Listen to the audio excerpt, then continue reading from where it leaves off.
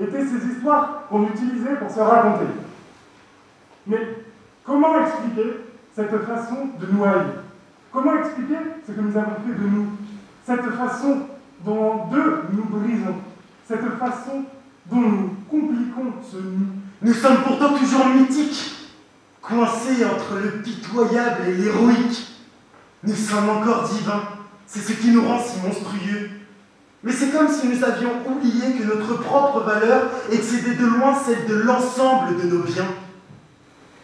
Les cieux vides s'élèvent par-dessus les bancs où sont assis les anciens. Ils sont mornes et sans amis, et les jeunes mâles crachent délicats dedans, et à la surface imprudents, et je présume que ce sont eux nos héros, ce sont eux nos légendes. Ce visage que tu croises sans le regarder, ou ce visage qui te croise sans se retourner, ou cet homme au supermarché tentant de garder ses enfants hors du caddie, ou cette femme près de la boîte aux lettres qui se débat avec son parapluie. Chaque individu brûle d'une tâche à accomplir. Regarde-les encore. Permets-toi de les voir. Des millions de personnages, avec chacun ses propres récits épiques, chantant « It's hard to be an angel until you've been a diamond ». Le ciel est parfait, on dirait un tableau. Mais l'air, tellement épais qu'on se sent défaillir. Néanmoins, les mythes dans cette ville racontent depuis toujours la même histoire. Racontent qu'il nous faut juste appartenir à quelque part, qu'il nous faut juste savoir distinguer le bien du mal, qu'il nous faut juste lutter pour trouver notre propre camp. On a tous besoin d'aimer, d'être aimé et de ne pas lâcher. Il n'y a peut-être pas de monstre à tuer, ni plus aucune dent de dragon à semer. Mais ce qui reste, c'est l'écoulement. De la pluie le long des gouttières. Ce qui reste, ce sont les murmures des cinglés. Nous avons ici une toute nouvelle palette de mythes. La parabole de ton pote qui aurait pu tout faire, mais qui a fini junkie. Ou la parabole du père prodigue revenu après tant d'années d'errance. Notre morale s'apprend toujours par l'expérience, acquise dans ces villes, dans toute leur rage et leur ennui. Oui, nos couleurs sont passées et grises, mais nos batailles se jouent malgré tout, et nous sommes toujours mythiques. Appelez-nous par nos noms. Nous sommes parfaits de nos imperfections. Nous devons garder espoir. Nous devons rester patients, car lorsqu'ils déterreront nos jours présents, ils nous trouveront, nous, les nouveaux anciens. Tu vois, tout ce que nous avons ici, c'est tout ce que nous avons toujours eu. Nous avons la jalousie et la tendresse, les malédictions et les dons. Mais la détresse d'un peuple qui a oublié ses mythes et qui imagine que d'une manière ou d'une autre, il n'y a que maintenant triste affliction, faite d'inquiétude et d'isolement. Mais la vie dans tes veines est divine, héroïque. Tu es né pour être grand. Tu dois le croire, le savoir, le puiser dans les larmes du poète. Il y a toujours eu des héros et toujours des méchants. Les choses peuvent avoir changé, mais rien n'est si différent. Il y a toujours eu de l'avidité, du chagrin, de l'ambition, du courage, du péché, de la contrition. Nous restons toujours ces mêmes êtres, des commencements, vivant toujours dans notre fureur, dans nos crasses, nos frictions, des odyssées quotidiennes, des rêves, des décisions. Les histoires sont là si tu y prêtes attention. Les histoires sont ici. Les histoires sont toi. Et ta peur et ton espoir sont anciens, comme les signaux de fumée, comme le langage du sang, le langage de l'amour languissant. Les dieux sont tous là, car les dieux sont en nous. Les dieux sont au PMU, les dieux sont au café, les dieux font des pauses clopes là derrière, les dieux sont au bureau, les dieux sont à leur bureau, les dieux n'en peuvent plus de toujours donner plus pour moi. Les dieux sont en règle, à 2 cafés de profondeur dans la danse. Les dieux sont chez le médecin, ils ont besoin d'un petit truc contre le stress. Les dieux baisent aux chiottes sans capote.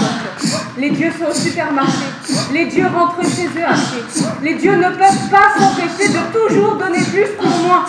Les dieux sont au supermarché. Les dieux rentrent chez eux à pied. Les dieux sont dans un embouteillage. Les dieux sont dans le train. Les dieux regardent la pub. Ils ne sont pas coupables. Ils travaillent pour la mairie. Mais les voilà au chômage. La paye des dieux finit en alcool pissé au fond des WC. Les dieux sont dans leur jardin, avec leurs terrasses et leurs plantes. Les dieux sont à l'école, les pauvres, ils n'ont aucune chance. Ils essayent de dire la vérité, mais la vérité est dure à dire.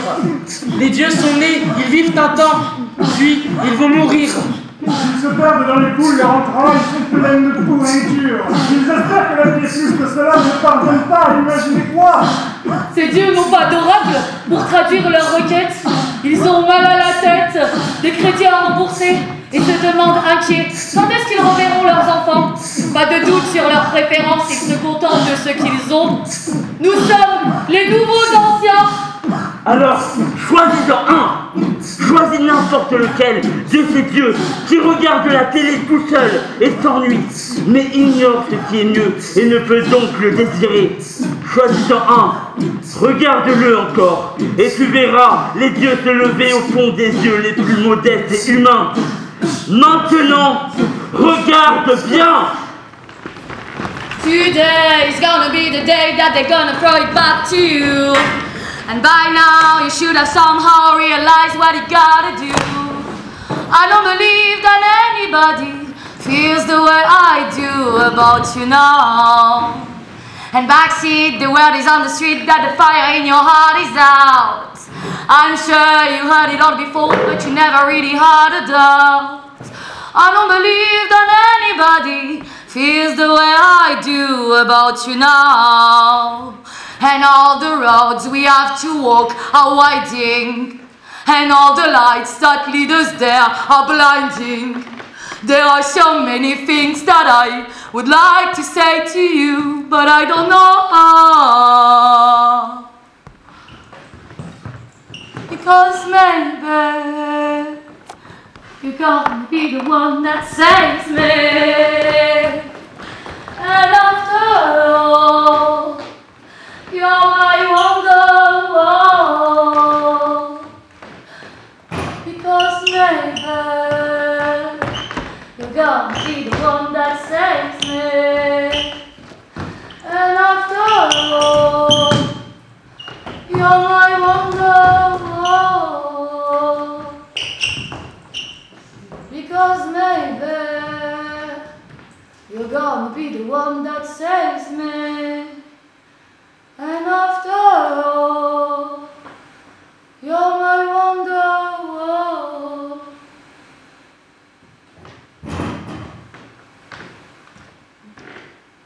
Crépuscule, un soir de semaine. Des gamins hurlent dans la rue. Les jeunes mâles sifflent les filles, se font rembarrer. Zoom arrière, lentement recule. Ici, cette avenue, cette rue, cette maison. Kevin se déplace. Geste hésitant. Pose l'assiette sur la table.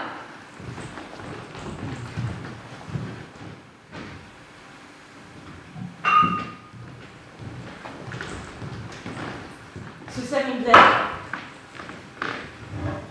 Lentement.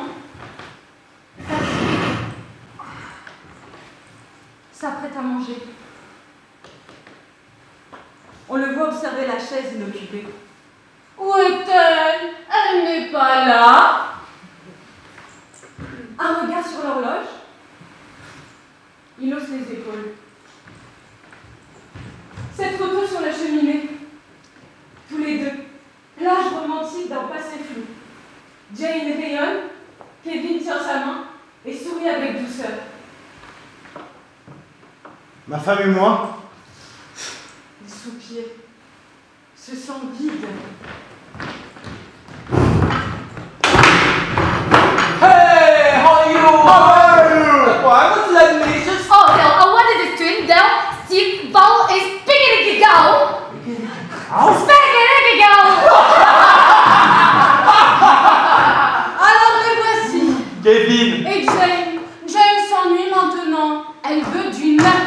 Kevin ne voit rien. Il est constant, il est simple. Bon an, mal an. Toujours taire ses peines.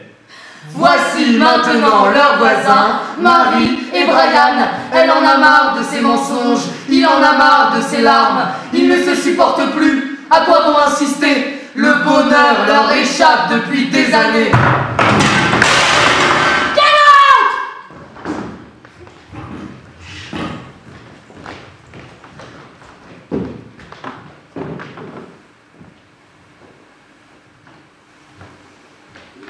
Allô mon amour, je suis dans votre cour. Donnez-moi le code du bâtiment, mon amour. Je te ferai la cour, oui, tous les jours. Je te ferai l'amour, mon amour, mon amour.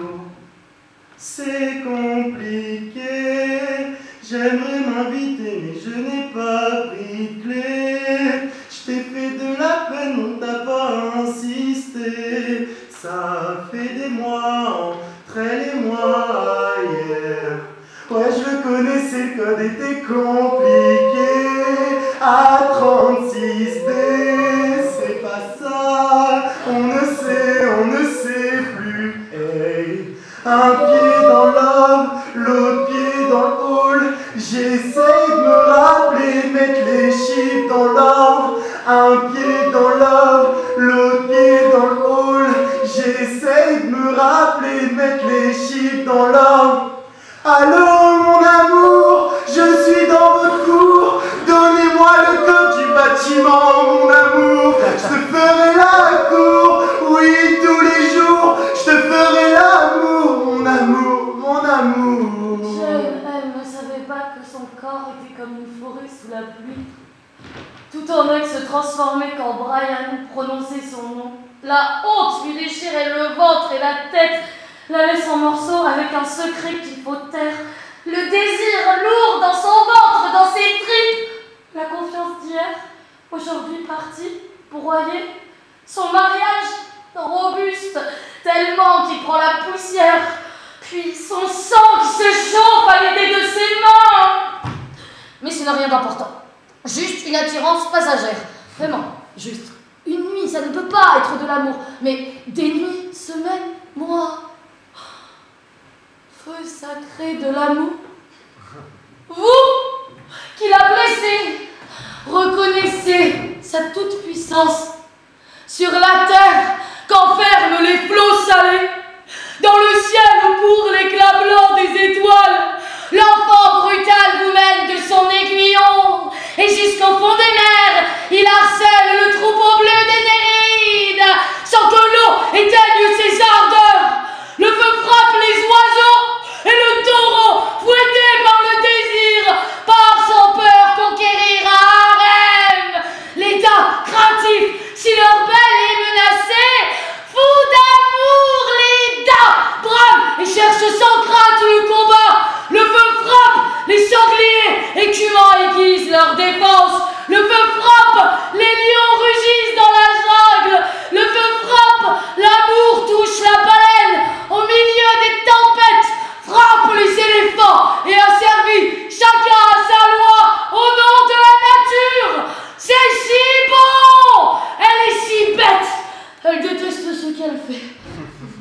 Elle a tenté d'y mettre un terme, puis s'est réveillée brûlante de fièvre, malade d'amour, elle ne tient pas en place.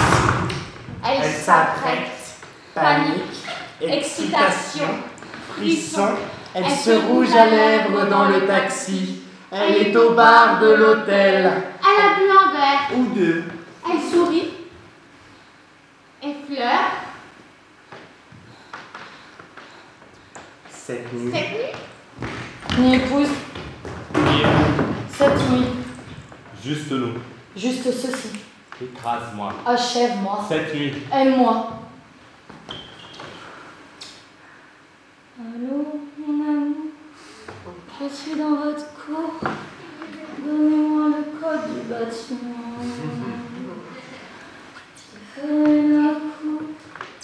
Et tous les jours, je ferai l'amour. Mon amour. Je suis dans votre cour. Donnez-moi le code du bâtiment.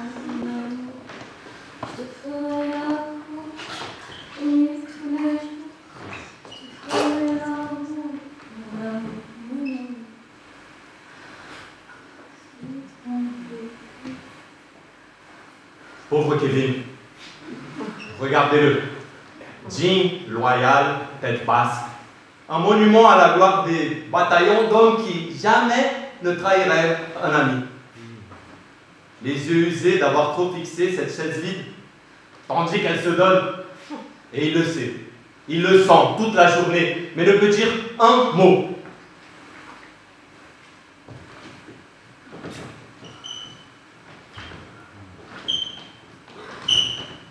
Voileux, majestueuse insignifiance, sans histoire et sans bruit.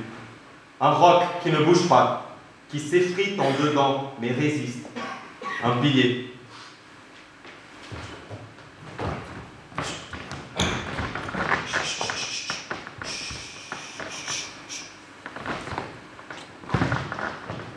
Kevin, ton hôtel est couvert de mousse, l'inscription déformée, autrefois en relief le disait. Reste droit même si les autres ne le sont pas. Il s'extirpe de sa haine de lui-même, enfile ses vêtements et part travailler. Personne ne lui a dit de vivre de cette façon, mais c'était sa voix. Ni chaos, ni excitation. Pas bien romantique, ni captivant. Pas acharné, ne s'effondre pas, s'accroche juste avec les ongles, une main après l'autre le long du précipice, lutte pour respirer. Kevin, un dieu qui sait mieux que la plupart se satisfaire de moi. Maintenant, le soleil éblouissant à travers le pare-brise. Brian rentre à la maison. Il vient de laisser Jane sur le lit de l'hôtel. Maintenant ses clés dans la serrure, par terre les chaussures de Marie, leur fils sur le tapis joue à la guerre. Lassé de sa vie, Brian fixe sa femme. Elle a une question sur le bout des lèvres, mais sait qu'elle ne doit pas la poser. La voici. Où étais-tu? Les yeux pleins de peur et de jalousie. Sorti? Sorti où? Juste sorti. On est vraiment obligé? Même des prières ne sont pas prononcées dans un silence si épais. Me pousse pas, dit-il! Elle sait qu'il faut le laisser. Elle se lève lentement. 3 âmes sous un même toit. Dans la même solitude. Brian crie sur Marie, Marie crie sur Clive. Brian crie sur Marie, Marie crie sur Clive. Brian crie sur Marie, Marie crie sur Clive. Brian crie sur Marie, Marie crie sur Clive. Brian crie sur Marie, Marie crie sur Clive. Et le petit Clive absorbe tout ça, les yeux écarquillés. La voici titubante, comme une possédée, une de ces bacchantes qui ont le dieu en elle, ces folles qui courent dans la neige, sur le pente et les montagnes de Nias. La voici comme ces folles, galopant sans but, le corps disloqué, avec sur le visage tous les signes de la fureur, les joues enflammées, un souffle profond et haletant, une voix puissante, ses larmes ruissellent, elle rit, elle passe d'un extrême à l'autre. De quel côté va basculer son cœur? Qui sera sa victime? Elle menace, crie de rage, plainte et pleure. La fureur déborde. Où la vague va-t-elle déferler? Enfin, je ne peux dire plus. Que ces enfants ressemblent à leur père. Que ces enfants ressemblent à leur mère. Ma vengeance est déjà là. Ma vengeance est déjà née. J'ai des enfants.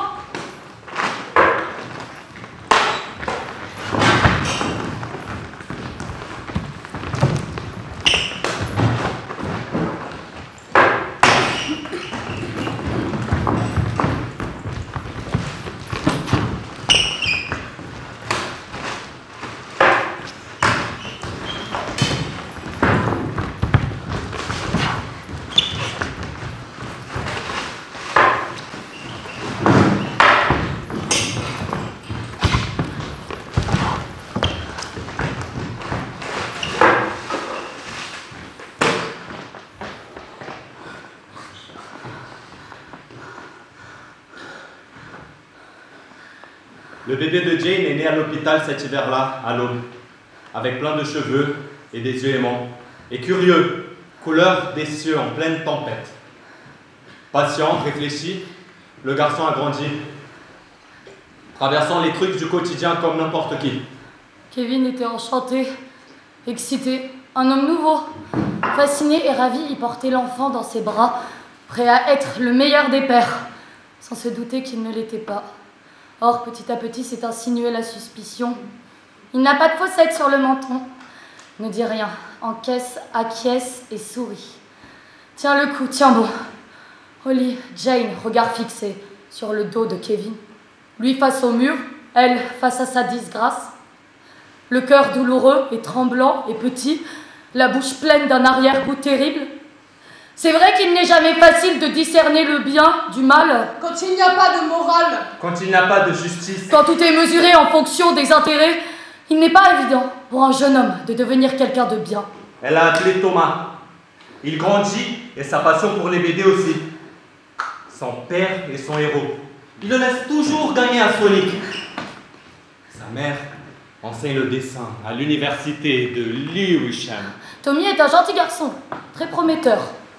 Marie regarde par la fenêtre du bus, pense à son fils, à la vitesse à laquelle il pousse.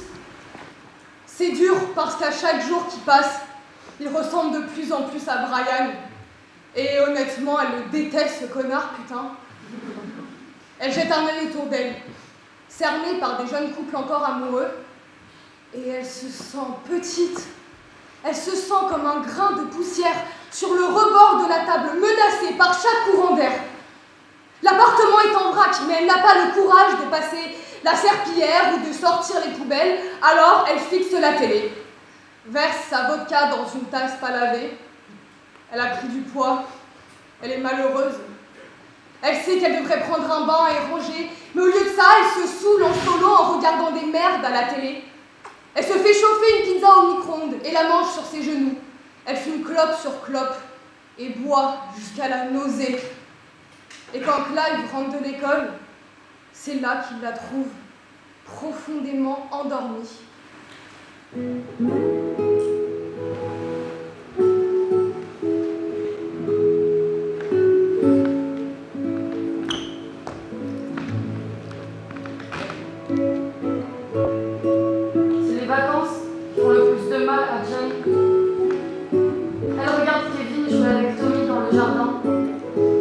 S'arrose avec le tuyau.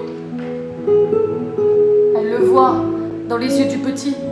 Elle l'entend dans sa voix quand il pleure. Mais par où commencer pour demander pardon? Elle n'en a aucune idée. Jane, nouvelle Pandore, assise par terre en tailleur, boîte grande ouverte. Impossible de faire machine arrière. Elle doit apprendre à se pardonner et avancer, car l'amour échappe au bien et au mal. Le temps passe, les garçons grandissent, Brian, moi. Plus que jamais ces jours-ci. Il s'appuie contre le mur sur le point de vomir. Il est devant le peuple, franc contre la grille. Un petit garçon passe, sautillant pour éviter les lignes des pavés. Il tient la main de son père et Brian les entend tous les deux rire. Soudain, il a le sentiment d'étouffer. Souffle coupé. C'est lui. C'est Tommy. Brian se redresse, fixe le petit corps tout parfait, les cheveux bouclés. Sa tête tourne, ses jambes tanguent. Il laisse échapper un gémissement, tandis qu'à 2 rues de là, son autre fils chute dans des cailloux tout seul. Et Marie, nouvelle BD, est assise à la caisse, bipant chaque objet au plus profond de la nuit. Elle a trouvé le courage de s'en aller, mais maintenant, dans la froide lumière du matin, elle se sent plus fragile et effrayée. Elle se demande, mais comment vais-je empêcher Clive de traîner? Le silence entre eux est déjà étouffant. Parfois, elle regarde son fils et il lui paraît étranger. Elle l'aime, mais elle n'est pas certaine de l'apprécier. Elle se dit, si moi, je n'arrive pas à l'atteindre, qui peut l'atteindre? Et si je ne peux pas le sauver, qui peut le sauver? Elle a pris le ticket de caisse et se tourne vers le client suivant. Et voici une héroïne enlisée dans le boulot pénible de faire toute seule un homme d'un garçon. Clive a 12 ans maintenant. Un petit monstre, odieux avec les autres mômes, toujours en train de faire des histoires, à emmerder quelqu'un. Il commence par piquer l'argent du déjeuner, puis il pique un vélo, puis il pique un couteau et braque l'épicerie pour des bonbons. Un dur qu'on n'a pas assez aimé. Élevé dans une maison entre une mère et un père qui ne s'adresse la parole que pour se disputer, il a intégré que pour se faire entendre, c'est la violence qu'on fait parler. Tommy a 10 ans maintenant. Il grandit vite, un enfant calme la plupart du temps, mais quand sa main se met à dessiner, c'est comme si quelque chose le traversait. Son visage se tord de grimaces, il s'agite sur sa chaise. Il n'a jamais eu beaucoup de potes, mais il pouvait lire ses BD heureux durant des heures, en attendant le moment où il découvrirait ses super pouvoirs. En classe, il imaginait les histoires qu'il écrirait une fois rentré, sur tous les criminels qu'il combattrait. Et quand retentit enfin la dernière sonnerie de la journée, il est encore dans son monde, à 2 ou 3 dimensions de là. Jane observe son fils à la sortie de l'école. Lui scrute le ciel, cherche Superman. Pour ses camarades de classe, il est invisible. Pourtant, il est content, souriant, perdu dans ses pensées. Et elle est frappée d'apercevoir soudainement Brian en voyant Tommy marcher.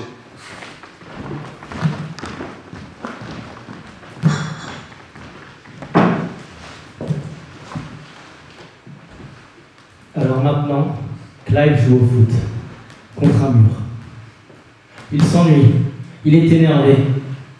Puis arrive ce môme, un grand dadé. Il salue Clive d'un mouvement de la tête. Clive le mate, dit « Quoi ?» Le garçon désigne le ballon du menton et dit « Tu me laisses tirer? Penalty? Non !» dit Clive. Je m'appelle Terry. Dit Terry qui récupère le ballon en dribblant et puis il refait la passe et qui la passe ensuite à Michel Platini pour Zidane qui joue des vers les buts, il va peut-être marquer une danse, c'est Marquez qui récupère le ballon pour le faire passer à Olivier Attal qui fait la passe à Roger Federer pour Olivier Attal qui refait une passe à Roger Federer pour Olivier Attal et c'est derrière le but tous les deux, ils sont exceptionnels, ils font une passe décisive à des séries qui marquent et c'est le but exceptionnel, incroyable, oh mon Dieu, quel match! Et il passe 2 heures comme ça. Jusqu'à ce que la mémé de Terry sorte et crie qu'il est l'heure de dîner. Terry dit à Clive. Je dois rentrer. Tu peux venir chez moi, c'est ta faim. Clive le mate, comme s'il sortait d'une autre planète. Puis il ramasse son ballon et dit Ok, cool. Et c'est plié. Terry était le premier vrai pote de Clive. Et il tenait à lui-même s'il ne le lui dirait jamais. Un jour, ils sont chez Terry. Ils regardent X-Men à la télé.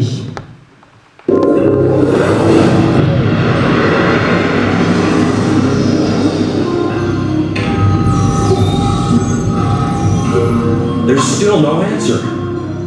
That's odd. Maybe the cop's taking a snooze. You think you can land this tub by yourself? Terry dit à Clive. Mec, si t'avais le choix, tu voudrais faire quoi quand tu seras plus grand? Je veux rien, moi. Dit Terry, dit Clive, fixant l'écran. Moi, Dit Terry. j'aimerais vraiment être pompier. Clive l'ignore, mais Terry continue de parler. Je veux sauver des gens et tout, sauver des dames qui veulent en flamme et descendre des bébés le long des échelles pendant que d'en bas des enfants à flamme. Qu'est-ce que t'en penses? Clive sort un briquet de sa poche, le tripote, froisse un bout de papier qu'il jette à la poubelle. Terry ne remarque rien, continue de parler. Descendre en glissant sur la barre des pompiers dès que l'alarme sonne, ça serait pas génial? Clive allume le bout de papier, met le feu à la corbeille, et quand les flammes sont bien hautes, la met sous les rideaux. Et là, Terry voit le feu et dit Putain mec, qu'est-ce que tu fais? Clive se lève, le regarde droit dans les yeux et lui dit Vas-y alors, éteins ça. Puis il sort de la pièce en courant, claque la porte et la tient fermée. Terry reste bouche bée. Il regarde autour de lui, il panique, prend une canette de coca. Il la vide sur les flammes, elle se contente de siffler et de crachoter. Il ne comprend pas comment cela a pu arriver. L'incendie lui semble immense, les rideaux flambent. Il tente de jeter une couverture sur le feu, mais il tombe. Empêtré dans les rideaux, il est piégé. Et l'incendie grossit et ça brûle. Quelque chose sur son cou. Et ça fait mal, et il hurle, mais personne ne l'entend. Parce que personne ne vient. C'est là qu'il se met à pleurer. Puis soudain, il ouvre les yeux. Il voit Clive, il a un seau d'eau à la main. Qui vide sur le mur. Il arrache les rideaux embrasés. Et piétine les flammes qui s'affaiblissent. Jusqu'à être étouffé, puis il se regarde. Mon visage, Dit Terry. ça fait mal. Clive le sort de la maison avec quelques mots rassurants. T'en fais pas, mon pote. Ça aurait pu être bien pire. Il le prend par l'épaule et s'assoit avec lui sur le bord du trottoir. Là, il le regarde, lui demande. Ça fait encore mal? Non, pas vraiment. Pas trop. Il a une cicatrice le long du cou, comme des griffes, accrochées à sa mâchoire. Terry dit à Clive. Je sais pas ce que tu fais ici, de toute façon, j'ai plus envie d'être ton pote. Allez, Terry! Dit Clive.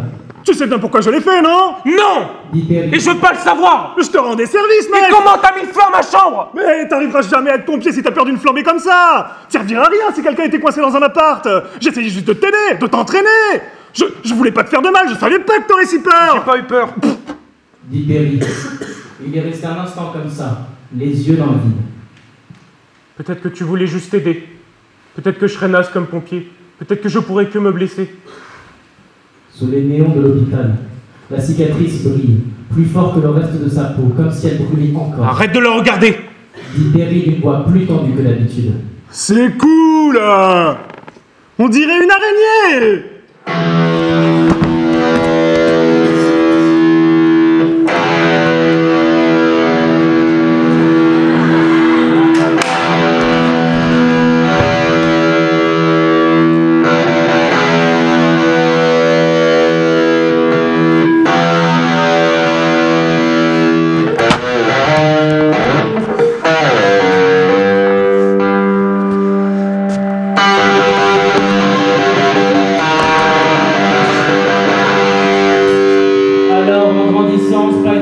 Ils passent leur journée ensemble.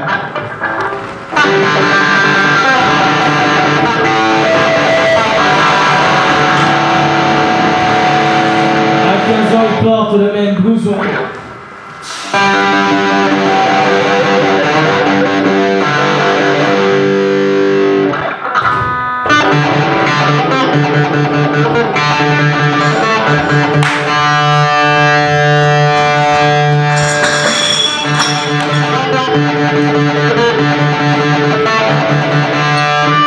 Ils marchent d'un même pas.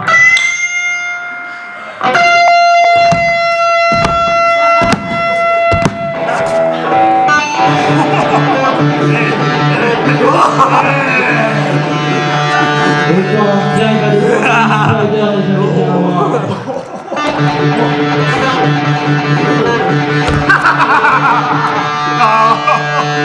Et quand Spider a descendu Clive, j'allais bien loin.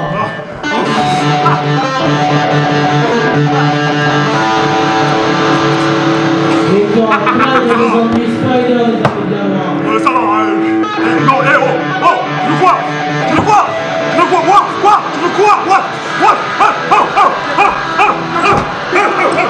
Calme-toi! Puis, à 17 ans, Spider remarque une fille qui lui plaît.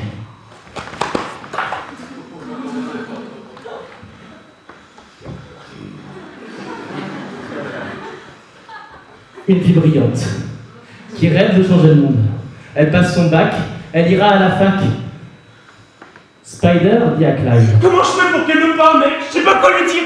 Chaque fois que je la vois, je me sens bête. T'es pas bête, Spider! Vas-y, t'as juste à lui parler! Dit Clive. Vas-y maintenant, allez, demande-lui comment elle va! Et Clive l'encourage d'un petit coup de poing dans l'épaule. Spider hoche la tête frénétiquement, s'avance vers elle nonchalant, les mains dans les poches et de sa plus belle voix grave, il dit. Ça va! Comment tu t'appelles? Elle dit Jima. Et il sent le monde se transformer. Et il espère qu'elle aussi. Il reste là un instant. Cool, Gemma. Je vais partager une clope ou je sais pas. Elle rigole. Elle a jamais vu un mec aussi bizarre, aussi paumé. Un pauvre Gemma, elle a du mal à se retenir. Et elle s'agrippe au bras de sa meilleure copine Gloria et ensemble elles éclatent de rire. Et alors qu'elle s'éloigne, Spider se sent tellement con d'avoir osé demander.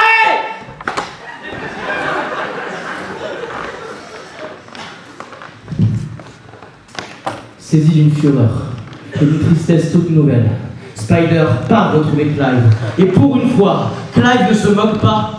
Au lieu de ça, il dit Spider, mon pote.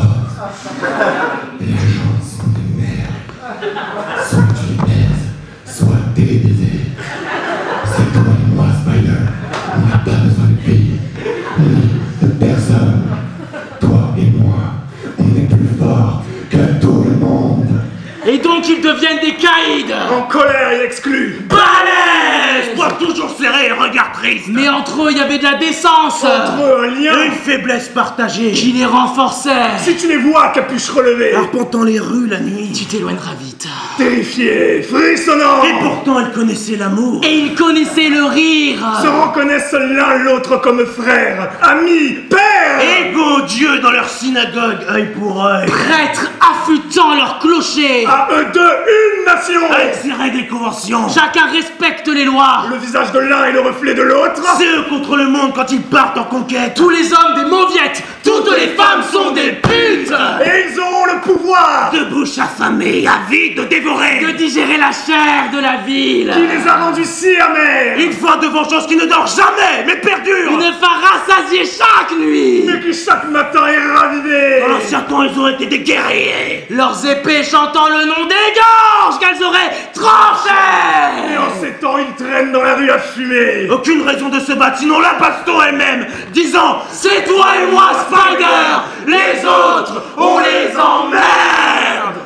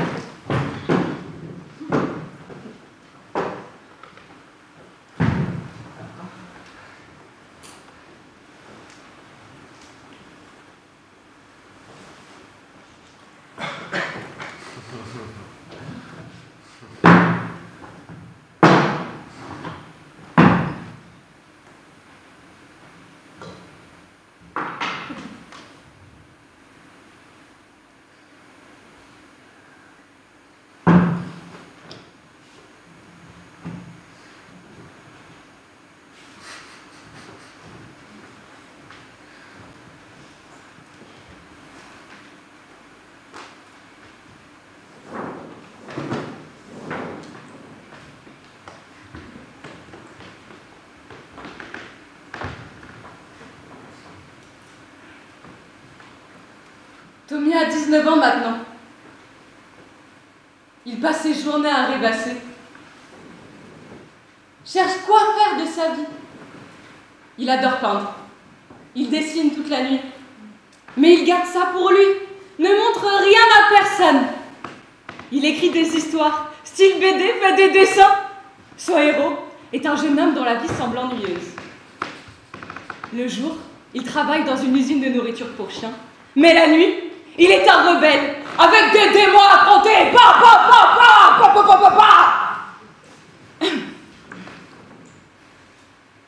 Ces jours-ci, son daron n'a pas trop l'air de l'aimer. Les parents de Tommy semblent ne jamais se toucher. Tommy ne supporte pas le silence à la maison. Il embrasse sa mère sur la joue et dit qu'il est temps d'être grand. Il trouve une chambre à Peckham et un job. Bosse pour un connard tatillon, à bloc-notes. C'est de la vente par téléphone. Ça va, mais sa vie c'est tenir son crayon, comme un fermier avec ses outils. À 22 ans, il finit son premier vrai boulot. Il l'envoie à un éditeur. Ses espoirs et ses douleurs. Tout est là dans cette histoire. Il espère que ça marchera. Mais les semaines s'accumulent. Et le facteur d'un geste de tête lui dit « Rien pour aujourd'hui, mec !» Tommy soupire profondément et retourne au lit. Les yeux fatigués, le visage terne. Il ne sait pas où commence la vie et où s'arrête son crayon.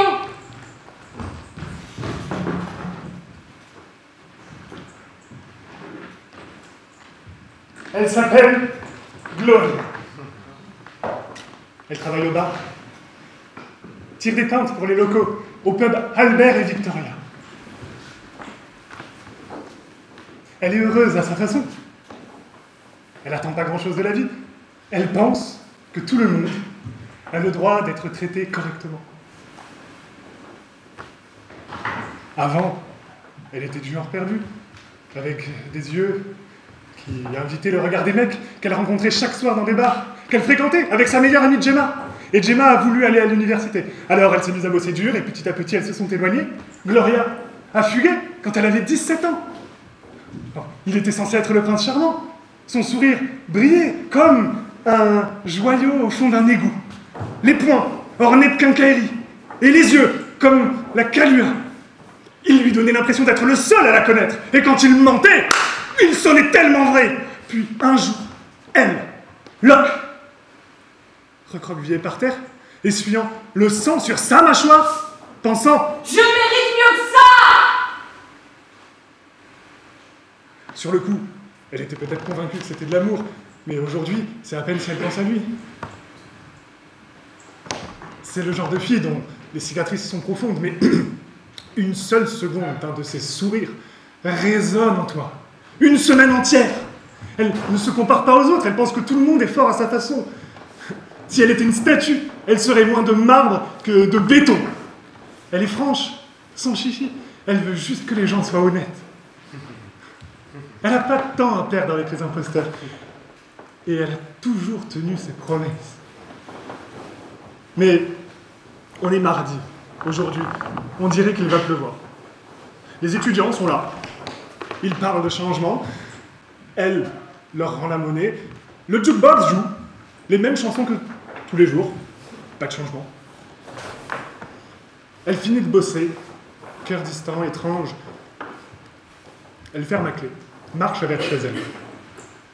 Se sent seule. Elle a froid. Elle entre dans un bar. Se sent seule et pas aimée.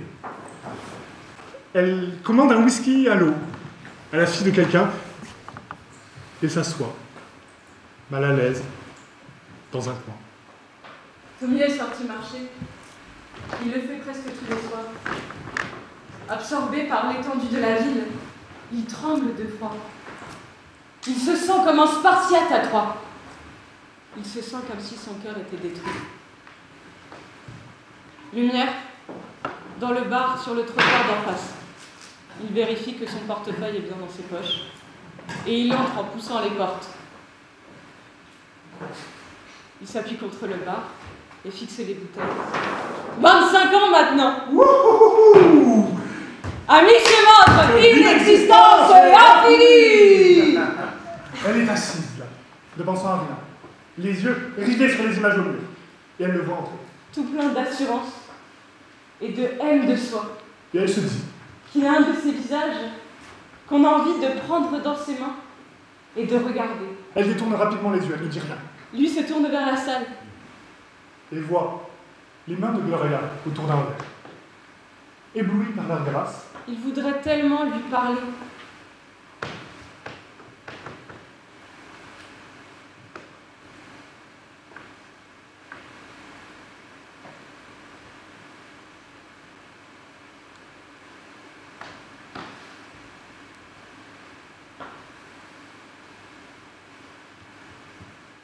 Il se réveille à ses côtés et regarde ses lignes, ses courbes.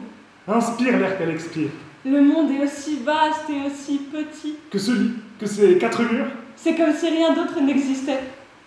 C'est le matin qu'il préfère. La chaleur de sa joue contre son torse. La lumière à travers les persiennes. Et les motifs qu'elle dessine en traversant la pièce. Comme enivré. La façon dont il peut trouver de nouvelles parties du corps de Gloria avec lesquelles passer du temps. Sa poitrine se gonfle et se rétracte à chaque respiration. Bouleversé, il se précipite vers son bureau et esquisse une scène. Le héros, en paix avec sa reine.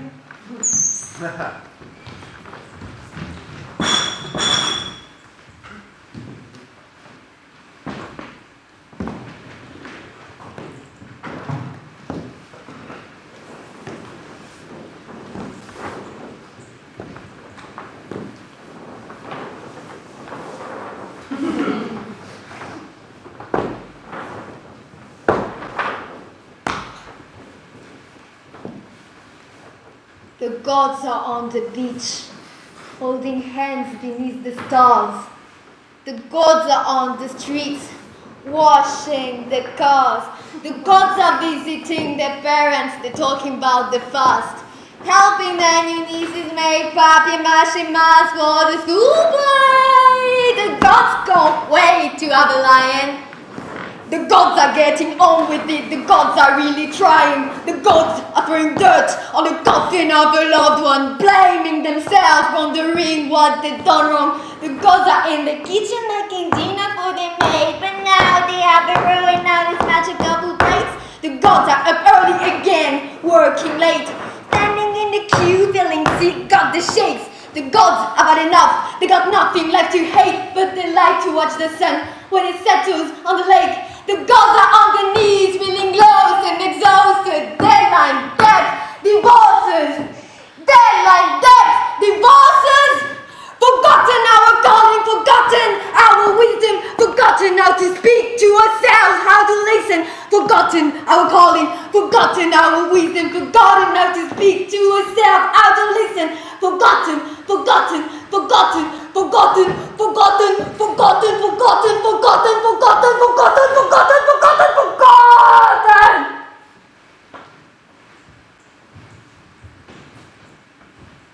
But the gods are in the theaters. The gods are playing strings. The gods are staring at the trees as they move in the wind. Everyone's a god. No kings, no crowns. Just us, one being, infinite and holy. Gods messed up, lonely, squashed, stressed out, dumbed down, raging and wasted and same as it ever was. Brand new, ancient. L'éditeur me regardait par-dessus ses lunettes. Il souriait comme une merde de chat cachée dans l'herbe. Le teint couleur marais. Il dit asseyez-vous et me tend sa petite main potelée afin que je la serre. Je suis nerveux. J'ai toujours voulu être un artiste, un tailleur de mots, un dessinateur de BD. Et même si je n'aime pas trop que ce petit homme dégueulasse ait le pouvoir de l'exaucer, j'ai 26 ans. Je sais sourire au bon moment. Ça pourrait être ma chance et je ne compte pas la rater.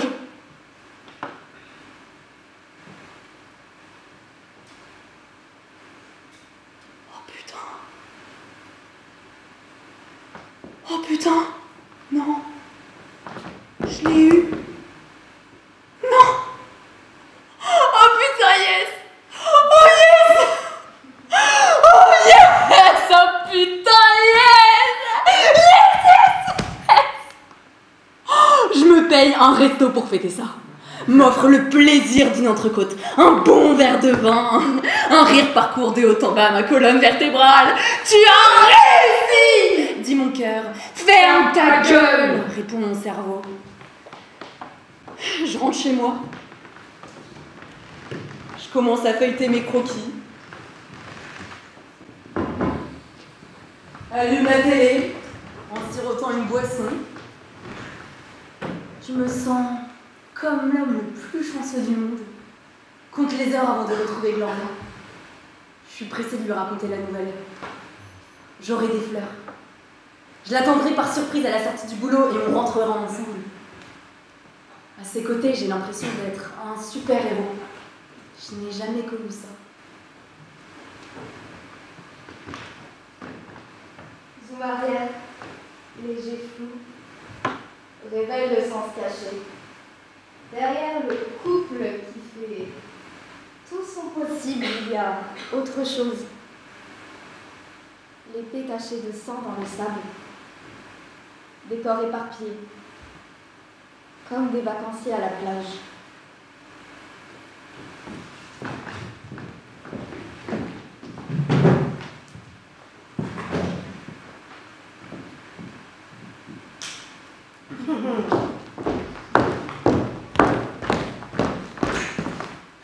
Quand serai-je célèbre? Sur leur cœur tatoué. Les dieux chantent face au miroir, mais ils chantent mal. Les dieux sont désespérés maintenant.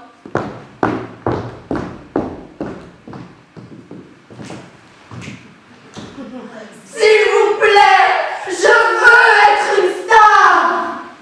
Les dieux se regardent, détestant tout ce qu'ils voient. Ils veulent juste être beaux, sans âge, sous contrat chez une major, avec des corps photoshopés brillants comme de l'or. Puis, ils pourront être heureux. Ils ont juste besoin d'être choisis. Alors, choisissez-nous. Les dieux sont à genoux face à de fausses idoles. When I grow up, I wanna be a star. I wanna be famous. I wanna be in movies when I grow up. I wanna be a star.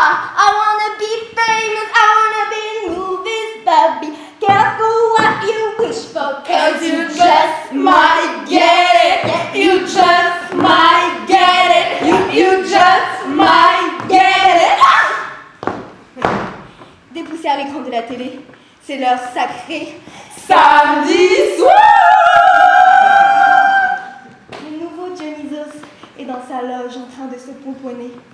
Les maquilleuses retiennent leur souffle, tandis qu'elles le rêvent, en parfait et faible, puis le laissent à sa routine d'avant l'émission. Étirement. Respiration. Clin d'œil au miroir en se passant du fil dentaire. Puis il monte son pantalon jusqu'au téton et pénètre sur le plateau avec assurance. Le dieu perma-bronzé de notre ère. On implore son pardon. On s'agenouille devant lui.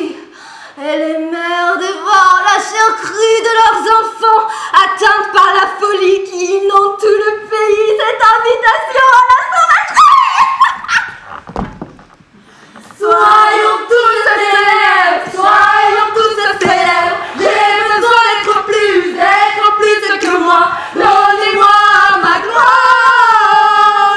Une double page que le public pleure quand il apprend à ma mort. La foule tombe dans la rue pour apercevoir ma tête quand j'avancerai sur le tapis rouge jusqu'à l'entrée bénie. Soyons tous célèbres, soyons tous célèbres. J'ai besoin d'être plus que moi. Donnez-moi ma gloire. Une double page que le public pleure quand il apprendra ma mort. La foule tombe dans la rue pour apercevoir ma tête quand j'avancerai sur la pile rouge jusqu'à l'entrée bénie.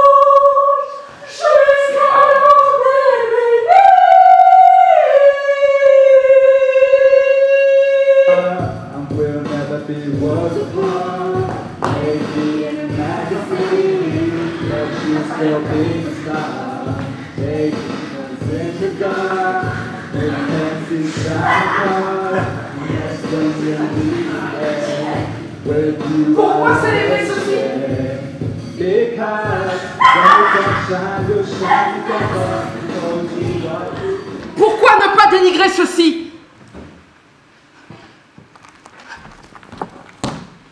J'ignore le nom de mes voisins, mais je connais les noms des people riches et célèbres, et les noms de leur ex-copine, et les nouveaux copains de leur ex-copine.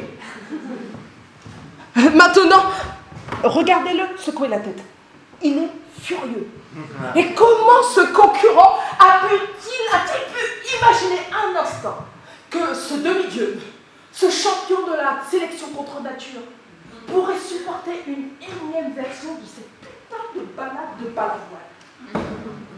Je fixe l'écran et j'entends les troubadours chanter les hauts faits de Simon.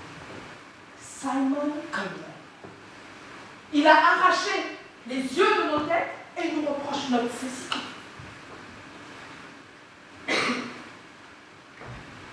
Comment est-ce possible? Pourquoi célébrons-nous ça? Comment est-ce possible?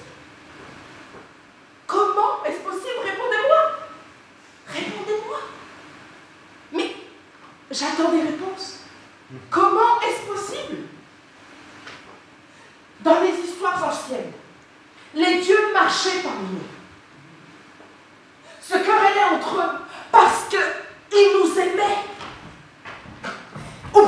ils se transformaient en animaux, se jetaient sur nous et nous violaient. Ils avaient de la méchanceté en eux, des natures troubles. Ils ressentaient ce qu'on leur ressent. Ils étaient imparfaits et fautaient. Et si on excellait, ils nous glorifiaient. Mais maintenant, nous avons des peanuts distantes, scintillantes, intouchables, allongées sur des affiches, la main sur le cœur, tandis qu'on lève vers elles des yeux souriants. Mais je ne veux pas qu'un homme parle pour le peuple. Je veux que le peuple parle pour lui-même et aime et soit en paix, ou alors brûle de colère, de barbarie. Je veux de l'humanité. De l'humanité. Je ne veux pas de cette cavité vide qui éventre notre capacité à célébrer, à accomplir des actes discrètement excellents. Menu épopée, héroïsme quotidien. Je ne veux pas de ces cavités vides. Je veux de l'humanité. De l'humanité. Tommy a eu du succès petit à petit. Il a eu un peu de presse, un peu de reconnaissance. Il sortait boire des coups avec des artistes à plein temps, qui gagnaient de l'argent avec leur travail. C'était plus qu'un passe-temps, c'était une carrière. Tout semblait tellement évident. Il pouvait faire du graphisme pour des pubs, gagner suffisamment pour lui et Gloria, et continuer pendant ce temps d'écrire sa grande histoire. Hello everyone! Ah! Oh putain!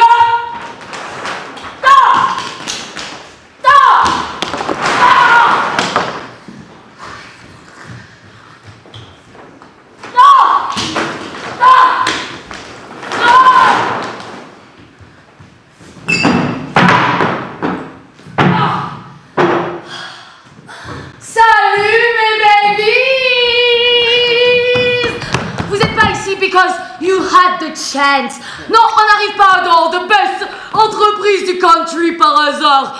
Vous êtes ici parce que vous le méritez. Alors, je vais pas vous parler de tous les succès qu'on a eu au dernier Lions Club. Price of Ecological Development. Oh, Price Luxury and Lifestyle. Oh, Price Transformation Cultural Business. Oh, Price Luxury Development Consumer.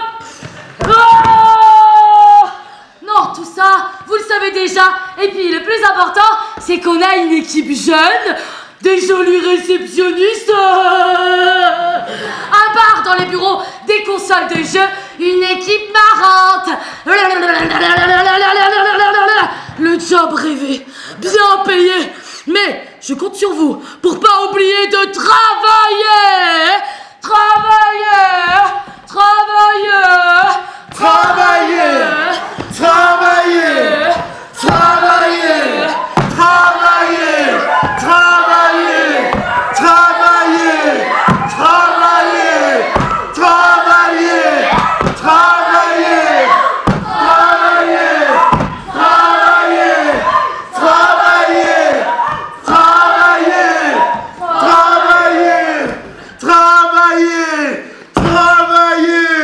Travailler.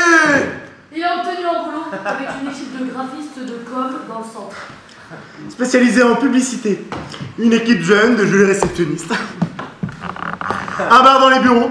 Des consoles de jeux. Une équipe marrante. Le job rêvé, bien payé.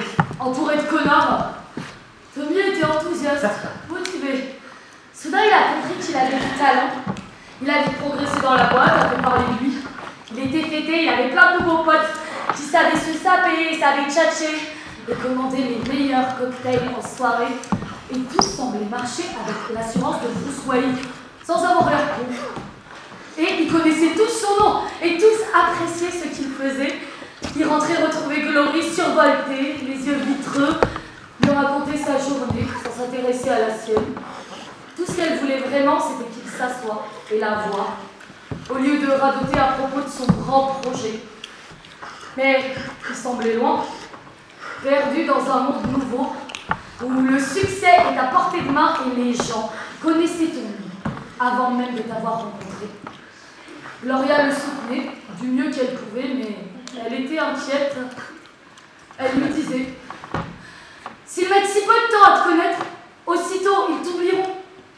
J'ai peur qu'ils se servent de toi, te consomment, te recrachent et t'embrouillent, jusqu'à ce que tu n'arrives plus à sortir tes dessins sans t'y sentir forcé. T'es sûr que c'est ce que tu veux, Tom?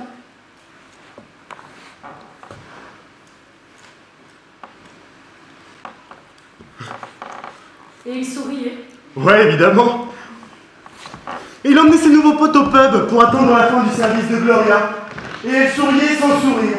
Quelque chose chez eux lui semblait si différent. Il parlait comme si l'avenir était quelque chose à conquérir. Elle connaissait si bien son Tommy. Il avait un cœur d'artiste. Mais elle ne parvenait pas à trouver de quel bois ils étaient faits sous leur couche de vernis. Ils semblaient réels d'une certaine façon, fausse aisance. Elle avait remarqué qu'aucun d'entre eux ne disait s'il te plaît quand ils commandaient. Ils étaient imbus d'eux-mêmes, et elle avait l'impression qu'ils prenaient tout le monde de haut. Et dès qu'il parlait, Tommy souriait comme un écolier amoureux. Glory soupirait et se concentrait sur son boulot.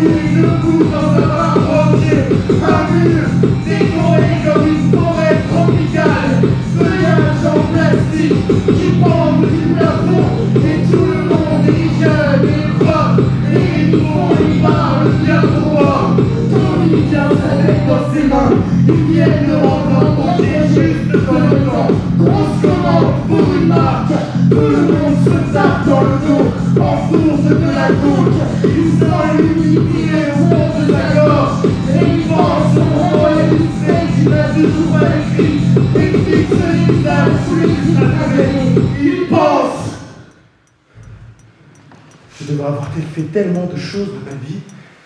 Au lieu de ça, je me suis perdu dans ces conneries, cette hype. Le voici maintenant. 27 ans, une collection de croquis de BD qu'il ne parvient pas à terminer. Soudain, il voit comme il s'est laissé aller à avoir des comportements qu'il s'était juré ne jamais adopter. rentrer et oublier d'être heureux, de l'embrasser, obsédé par les vannes entre collègues, se servant des verres, colérique, stressé, à taper du poing contre les meubles, renfermé, coupé du monde, oubliant de la caresser tendrement, doucement, comme ils le faisaient quand ils se sont rencontrés.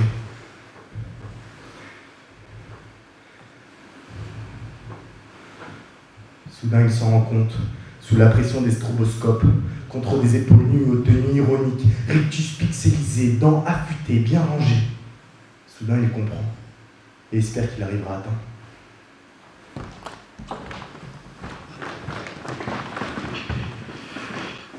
Gloria travaillait au pub. Les habitués étaient sympas, discutaient aux vieilles mêmes blagues. Les vieux gars, trop souvent considérés comme bons à rien. Il y avait Sam, qui louche, et le chien d'Arel, 4 jambes et une tête sur un tonneau plein de poils. Sam prenait une Guinness et une autre pour le chien, qui buvait dans une barquette à ses pieds. Gémissait un peu, puis s'endormait. Il y avait Davy, qui se nourrissait exclusivement de frites en sauce. Au pub à midi, il ne part qu'à 23h, il n'a rien de mieux à faire que s'asseoir à la fenêtre en sifflotant des petits airs. Il y avait Géraldine. Avant, elle était infirmière. Elle traîne avec Davy à boire toute la journée en lisant les journaux de la veille. Ce sont des gens bien par nature, ils ont juste des visages usés. Gloria les sert avec plaisir, les écoute quand ils lui parlent. Beaucoup d'entre eux semblent n'avoir rien d'autre. Elle est un visage amical. Elle les connaît tous bien. Ils terminent chacune de leurs commandes par Et serpent. Les mecs attrapent Tommy par l'épaule. Disent on vit au strip club. Allez viens mec, prends ça comme un cadeau. Et d'un coup, veste par-dessus l'épaule, ils se dirigent vers la porte en meute. Direction le bar, Wouh. Allez viens Tom, on paye une danse. Geste caricatural, façon mine de France.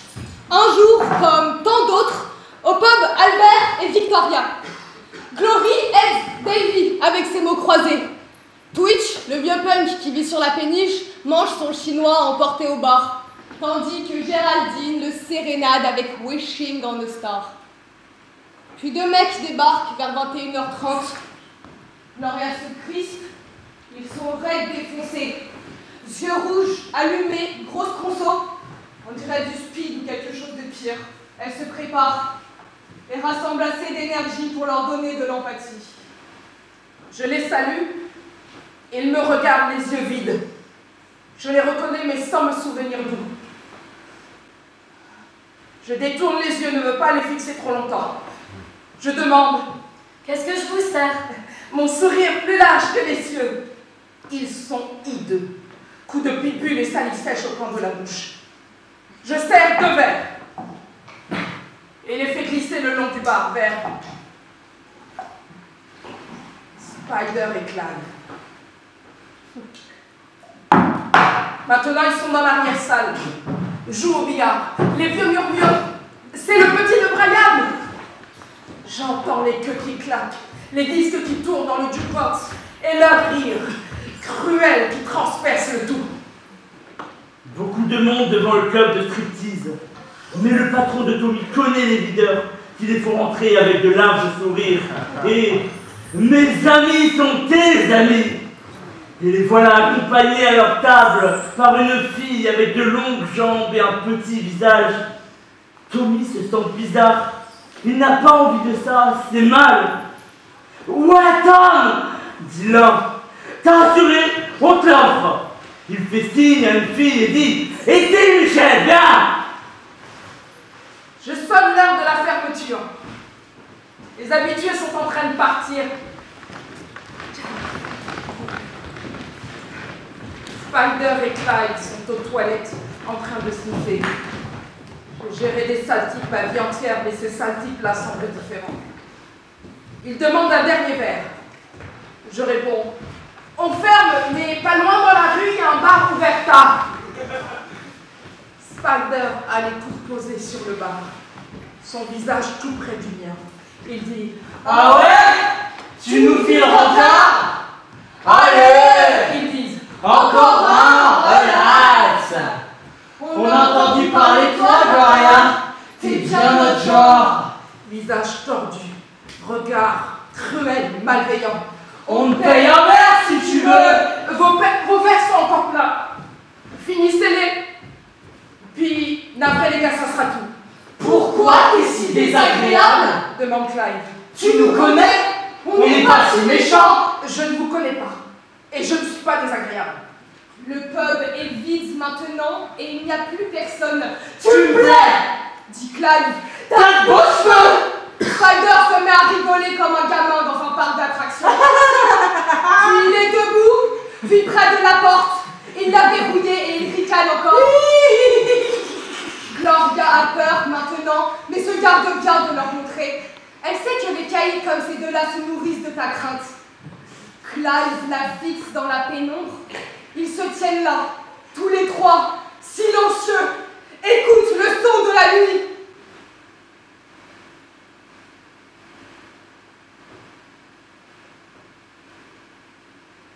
Un moment passe. Elle le sent passer. Sur son palais, leurs yeux étaient brûlants, leurs mains sauvages. Elle l'a déjà vu, ce regard. Elle sait où ça va. Ils veulent l'abîmer. Allez! Dit Clive. T'as pas envie de t'amuser? Spider ne s'arrête plus de rire, pousse dans les passants de son jean, debout à la porte comme un minotaure jouant au shérif. Elle est prête à se battre. Elle sait où ça va.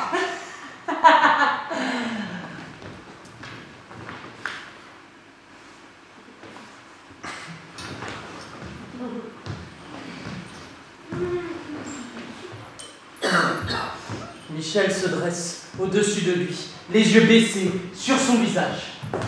Mais quelque chose de mystique s'est emparé de Tommy. Il regarde son corps et ressent du dégoût, et il a la nausée. Et il veut s'enfuir, mais il est comme bloqué au ralenti. Il ne pense qu'à Gloria. Gloria, le jour où il l'a rencontrée. Gloria, sa chaleur. Gloria. La fille devant lui bouge, l'esprit vide, les yeux vitreux, haleine chaude sur son visage, peau interminable et lisse. Et la salle est si étouffante, et il se sent si triste et minuscule et si distant, comme si rien n'est réel ou vivant, comme s'il la regardait du fond de l'eau. La fille se frotte les cuisses et le fixe de ses yeux, qui ne semblent pas ouverts, visage peint monstrueux, sexe à plus caricatural, tandis que dans ses tripes, Gloria l'appelle comme la faim. Ils s'entendent dire. Merci. Super. Content de vous avoir vu. Courtoisie automatique. Charmant. Il se sent transparent. Et enfin il sort. Il se hâte. L'air est froid contre son visage. Son cœur chante son prénom. Il court comme s'il était poursuivi. Jusqu'à la station, trouve un métro. Et le monde est tout petit et il se noie. Et tout ce qu'il veut, c'est la retrouver et qu'elle l'entoure de ses jambes, de ses bras. Le métro devient un chariot de feu, et son cœur renaît d'un désir sincère. Ses chaussures sont des ailes, et il vole à ses côtés pour se jeter devant elle, et promettre qu'il va essayer, avec une fougue nouvelle, d'être meilleur, d'être plus grand. Il est trempé, baptisé par la sueur de sa course effrénée. Il court, et son souffle bat des rythmes sur la peau de la nuit qui chante. Please, forgive him. Il voit la ville par le prisme de son image, toute glorieuse, toute elle, et il est plein d'espoir, et tout neuf et un élément du chaos qu'il a traversé en courant, pensant, oui, j'ai erré, et mon orgueil et mon ego ont trahi mon cœur, mais par mon amour, je suis sauvé. Et il arrive enfin dans la rue, le pub point fixe au loin, et il se sent 2 fois plus grand qu'avant, les jambes comme des pistons, les yeux pleins d'une nouvelle conviction. Il va retrouver la fille qu'il aime et lui dire avec des mots sincères: je sais que je n'ai pas été à la hauteur. Elle a senti l'atmosphère changer. Toute sa vie, elle a connu les ennuis. Elle les repère à des kilomètres, à la manière dont s'efface un sourire. La laine de Clive est si rance qu'elle en ressent le goût. Il la regarde, elle aussi, des regards chargés, en attendant un signal, puis le moment est venu.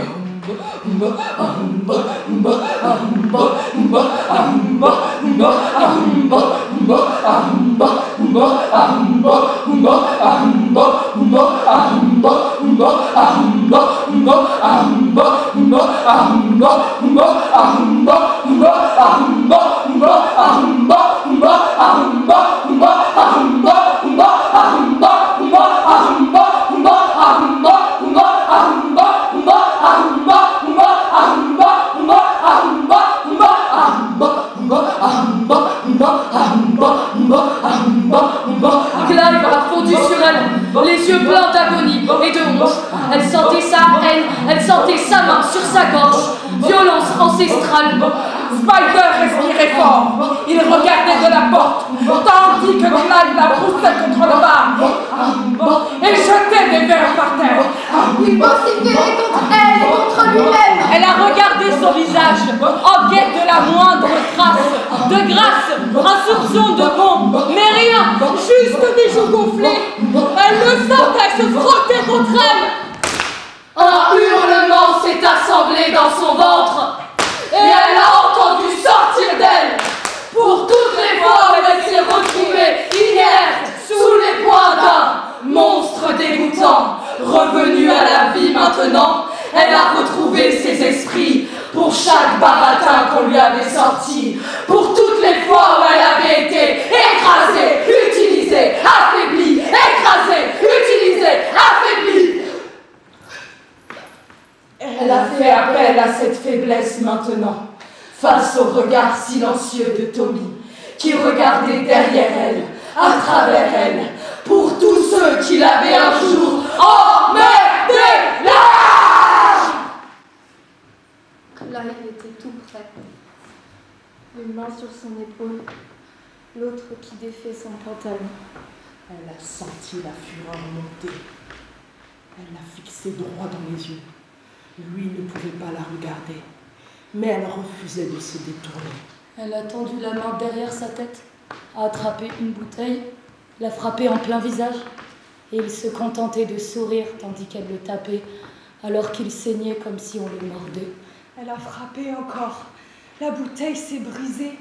Elle l'a enfoncé. Il riait presque. Sang sur la tempe, il s'agrippait encore. Les yeux qui tournaient, le souffle rauque. Elle a attrapé une autre bouteille, a frappé avec les deux. Il était en train de l'étrangler. Tombée par terre, lui dessus, si près qu'elle étouffe. Mais elle a repris ses esprits, donné des coups de genoux, a enfoncé la bouteille en lui et tourné jusqu'à ce qu'elle le sente saigner. Melena Nisa Caroline Keleni Meskoto Seto Sistema Putuk se pleni Imedzebrie Izaki Maria Nectariam Tizoi Adamadia Stonoma Mugrabstenea Historia.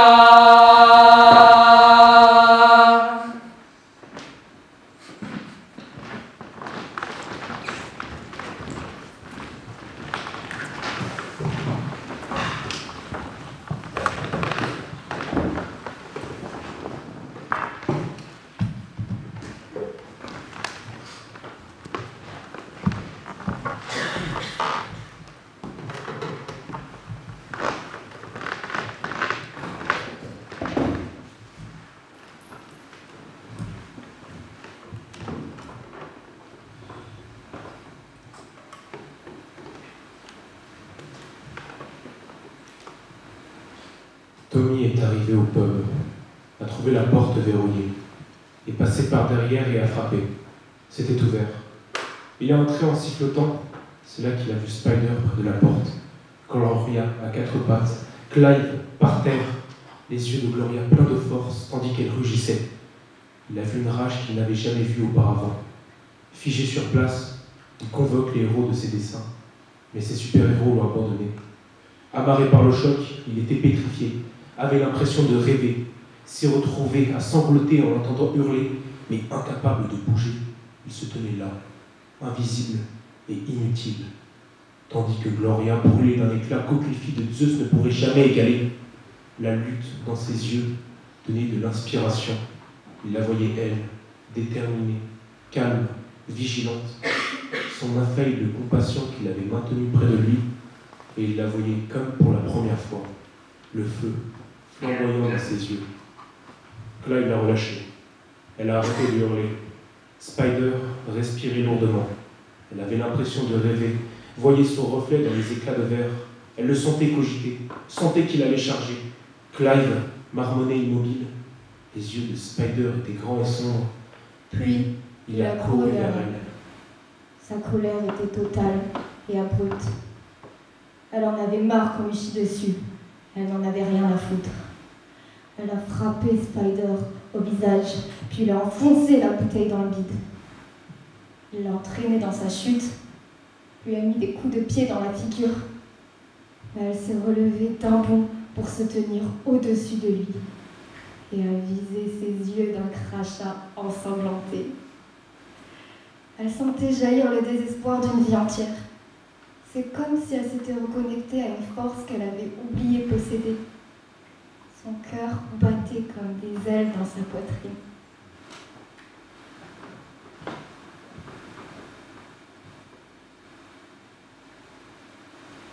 Silencieuse, maintenant immobile, elle fixait les gars, la bouteille à portée de main. Il respirait. Spider gémissait comme un chiot dans un incendie.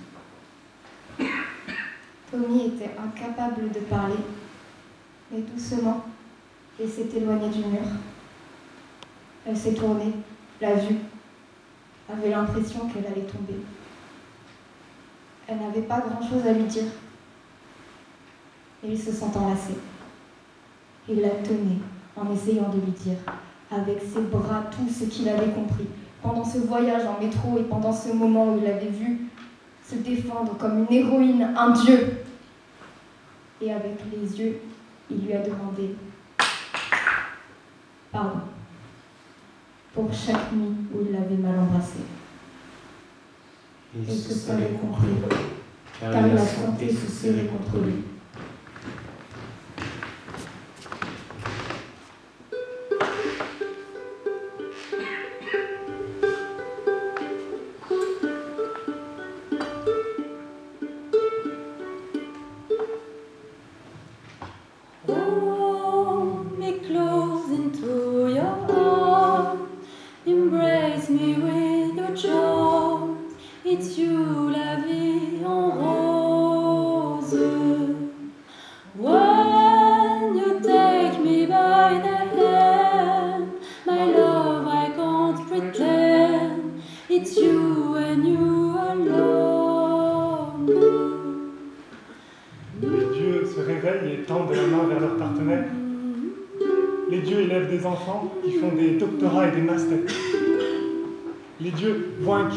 Apprennent après une chute à remarcher.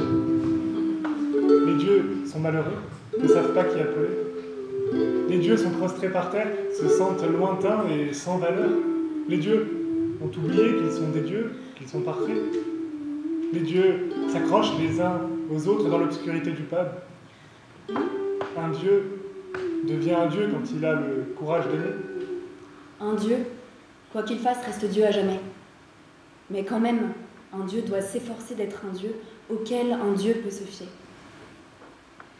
And as we walk among the crowds, alone under the clouds, above the road below, blooms like a flower just for you. It's you I choose, la vie en rose. Il n'existe aucune définition claire de ce qui est juste. Chaque dieu a le potentiel d'écraser et d'être écrasé. de tomber, de s'élever, de donner bien trop, de prendre plus que nécessaire, de haïr. Mais la principale grandeur est un état d'esprit. Nous sommes anciens, nouveaux, basiques, et bien loin de nous réduire à néant, nous devons reconnaître que nous sommes quelque chose et que nous pouvons être les dieux que nous étions destinés à être en aimant. Les dieux sont sur le banc au parc. Les dieux sont dans le bus. Les dieux sont tous ici. Les dieux sont en nous. Les dieux sont hors du temps. Sans peur. Luttant pour être courageux. La conviction est une main bien lourde à tenir. Saisis-la, sandales ailées déchirant le bitume. Toi, moi, tout le monde, nouveau, ancien.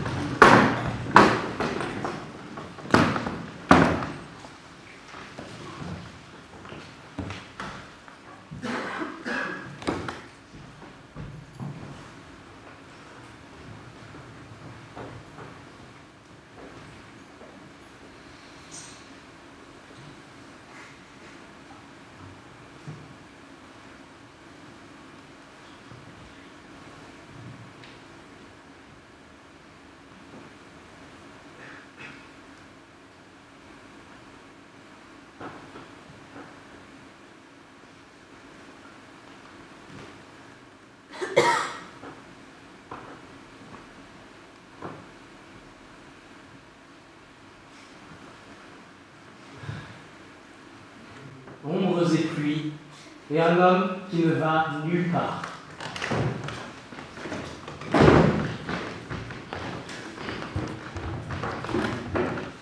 Brian regarde les formes dans l'obscurité, son verre plein de whisky.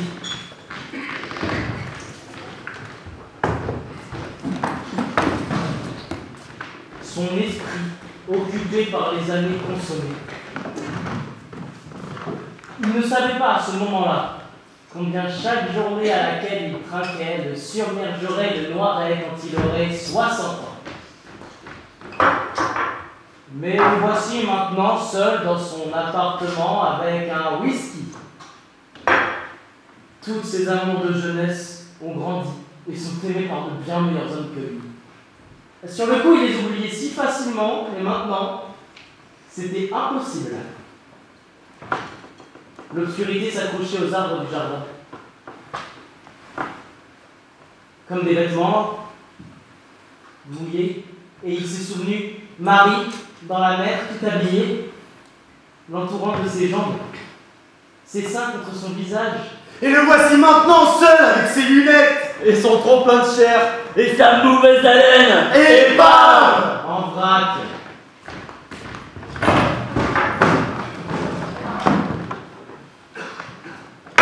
Il avait eu un fils, Clive. Mais Clive le détestait d'avoir toujours été ivre quand il l'élevait. Il avait mis des coups de poing à Clive, l'avait laissé égratigner, couper, jusqu'à ce qu'une nuit, resté jusque tard au pub, il était rentré pour voir que plus personne n'était là. Clive et sa mère avaient fait leur valise et étaient partis. Il s'est assis dans son fauteuil, a pris une longue respiration. Il était un homme qui n'allait nulle part. À quoi d'autre pouvait-il s'attendre? Il avait eu un autre fils. Il y avait eu une liaison. Jane était ravissante. Les cheveux roux, brillants. C'est pas comme s'il avait décidé de s'en foutre. Mais quand Jane est venue le trouver, en larmes, terrifiée, et lui a dit « Quittons cette ville tous les deux pour fonder une famille !» Il était juste incapable d'en avoir envie. C'était il y a des années maintenant. Toutefois, sa tristesse continuait de se creuser. Chaque nuit qu'il passait, il dormait moins. Et un jour, il a déclaré « J'en peux plus. Chaque jour me rapproche de la maison de retraite, du monte-escalier. » Ses souvenirs le tourmentaient. Il était seul, triste, de jour en semaine, sans personne et pathétique. Il était un vieillard maintenant. Pas de famille pour mettre un peu de chaleur dans son petit appart dégueu. Ça le rendait triste de penser à toutes les femmes qu'il avait aimées et qu'il n'avait jamais eu le courage d'aimer en retour. Il avait travaillé 30 ans à l'aéroport, sbire de Sa Majesté, et maintenant il encaisse sa retraite. Alors, un jour, il a préparé un sac et pris un avion, et s'est envolé, loin de sa disgrâce et de sa douleur. Alors, Suchin est adorable, sexy, jeune et douce. Et elle lui souriait quand ils prenaient leur déjeuner ensemble à la plage. Et il s'est senti devenir quelque chose. S'est débarrassé d'une vie à être pire que rien. Il sait que les gens trouvent les mecs comme lui dégoûtants. Mais il s'en moquait. Il a trouvé du bonheur là-bas. Et même un vieillard mérite un peu d'amour. Il n'est ni aveugle ni débile. Il sait que c'est son argent qui lui vaut des baisers. Il sait aussi que la pauvreté est sans pitié et qu'il change la vie de toute sa famille. De toute façon, chez lui, il était précaire, tandis que sa retraite représente une fortune ici. Avant, il passait tout son temps dans des bars et des pubs à raconter sa vie aux serveuses et compensait son manque d'amis en buvant jusqu'à perdre connaissance. Mais ici, au paradis, ce bel Olympe où il est venu vivre, il a une bande de potes exactement comme lui. Ian, Graham, Sid, tous des vieillards occidentaux avec de jeunes thaïlandaises. Ils sortent boire des coups ensemble, parfois faire de la moto. Et ça lui donne l'impression d'être un tombeur, un beau parti, un Superman. Avec son gros ventre blanc qui pend par-dessus son shirt et sa bière à la main.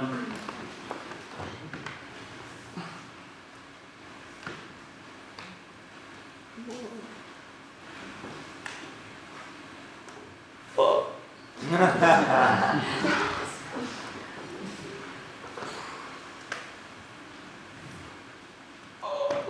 J'attendais ce moment. Je l'ai toujours attendu. Dans l'angoisse et la terreur. Ce moment est arrivé. Aucun doute. Pour moi, c'est fini.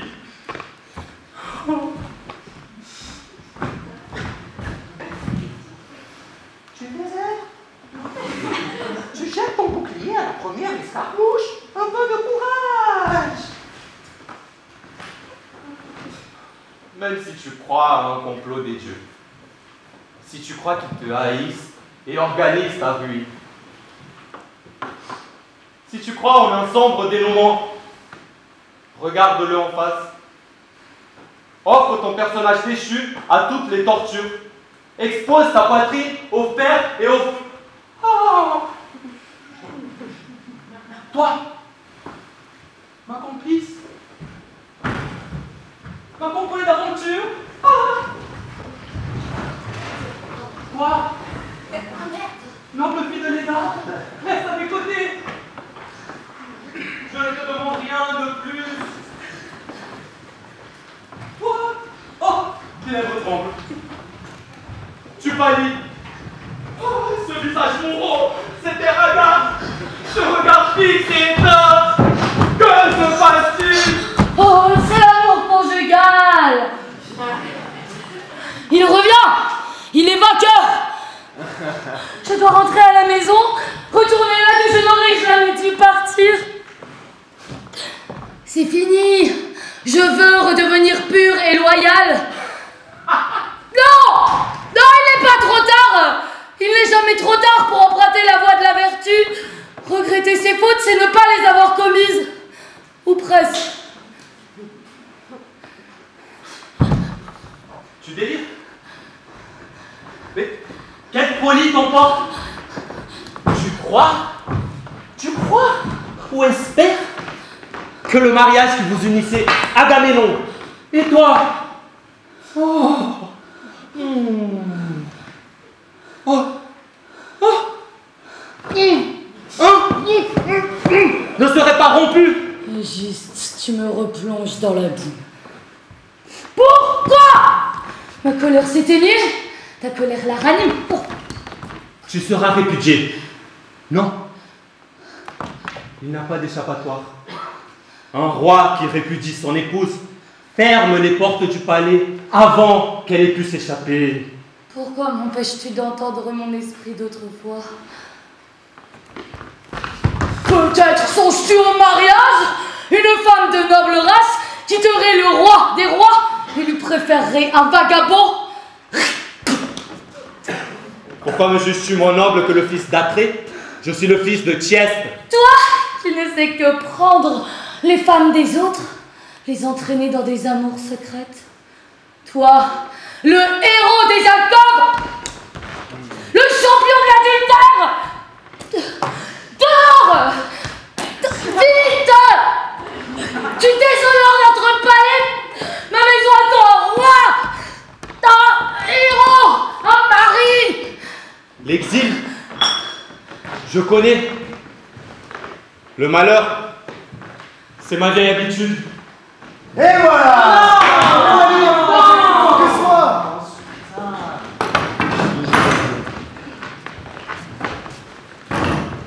Et maintenant, il était assis sur sa véranda. La mer était plate, l'air était chaud. Il repensait à sa vie et son misérable déroulement. Et il a ressenti d'inhabituels points de honte et de remords. Et aucun nuage sombre ne pouvait le rattraper ici. Il ne ressentait pas de colère, pas de peur. Il était juste un vieillard, accompagné d'une jolie jeune fille pour lui tenir la main. Une unique larme a glissé, son nez a coulé. Il a pensé à Clive, pauvre Clive. Et pauvre Tom aussi. Il n'avait jamais rencontré son fils cadet. Et là, il se sentait tellement coupable pour tout ce qu'il avait fait. Il n'avait jamais été présent pour leur enseigner le bien ou le mal. Et il se demandait comment ça se passait pour eux. De jeunes hommes maintenant, grands et forts. Et il espérait qu'ils étaient moins dégueulasses que lui. Son cœur était brisé. Ses cheveux épars. Il ressentait le poids de tous ses péchés. Et il pensait à Marie, jeune, mince, joliment habillée pour sortir avec lui. Et il pensait à comment il avait fait chanter Jane au lit ensemble. Et il avait mal. Sa frêle morale semble vaciller et gémir. Pauvre vieille Marie. Et pauvre Jane, si douce. Pauvre Clive, si grand et étrange. Et pauvre Kevin, tout discret. Et pauvre petit Tommy.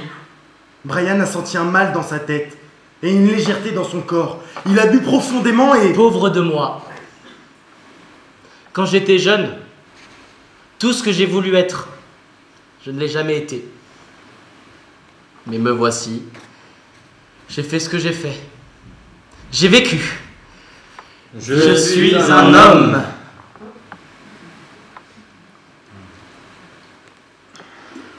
Brian a soupiré. Puis il a pensé à Suchin et ses yeux magnifiques. Puis il a rigolé doucement et est mort, sans un bruit.